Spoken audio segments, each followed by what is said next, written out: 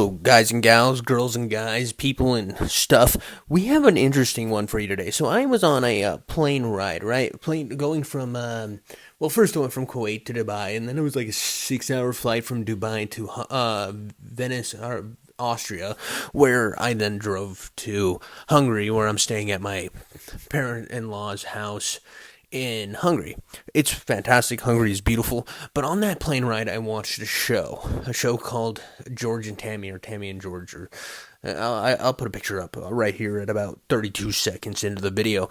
And what's really wild about the show is for years I've seen them making stories on rock musicians, this and that, and occasionally you'll get one on a country singer. And reason I think that country singers are overlooked a lot of times, people have this like thought that they're not interesting. And that couldn't be more wrong. I knew George Jones had a very interesting life, had tons of trials and tribulations when it came to alcohol. I mean, the dude was a wild drunk. There's stories of him getting tied up to a tree, being so belligerently drunk by Waylon Jennings that they left him outside all night to cool down, to dry off, you know what I mean? It shows the real issues with alcohol abuse in the music industry, and also how the music industry will really like run you out to dry. And I don't think there has ever been a show, even like the Johnny Cash movie or some of like the Motley Crue stories or any of them, that has really shown the horrors that can happen in the music industry like George and Tammy did. This show was based off of the book by Georgette Jones, which is the daughter of George Jones and Tammy Wynette, and the hell that both of those people went through. And it's just such a dark and beautiful story. I mean, usually about now I'd be dropping a lot of profanity and throwing in something about my nutsack or how my nipples are weirdly small for the size of my chest, but it's just something that I think everyone needs to watch this. I mean, George Jones was not a saint. I think everyone who knows anything about country music, and if you don't know anything about country music and you're one of those people, oh, it's shit about your truck or this and that, go listen to some old country songs. They tell some of the most beautiful, like, profound stories in the music industry. There is nothing as beautiful as country music when it comes to storytelling, and I will die on that hill every fucking time. This will be my fucking last stand. If I have to fight for a music, it is country. I mean, old country music is fucking phenomenal. New country music is basically pop with a southern accent that panders the entire time. But you listen to some old George Jones songs and hear the pain and stuff inside the voice. I mean, even old blues is this way. Old blues music, you can really feel the pain and sorrow. And I just, for a biopic, well, this is a limited series, but for a limited series to really dive into that, it really shows how much hell both of these people were in and how they couldn't really fix it. I don't know.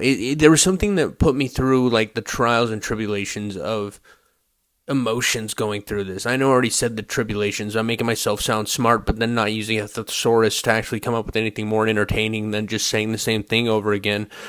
But when this show starts out, it shows like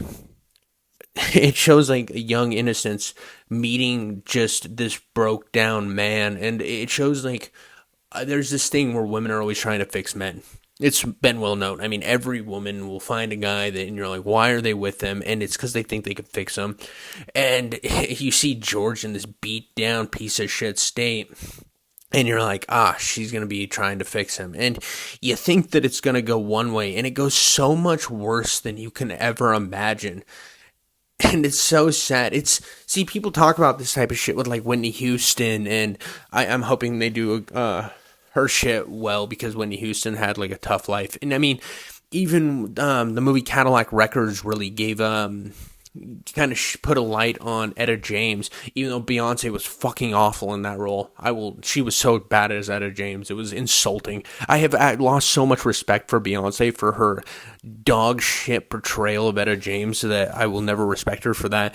But you see a lot of the horrors that go into the music industry, and how just one or two bad people, not even two bad people, they're surrounded by an industry of bad people who want to work them until they fucking die, and then pretend like none of it happened, and how they were so happy, and none of these things behind the curtain ever happened.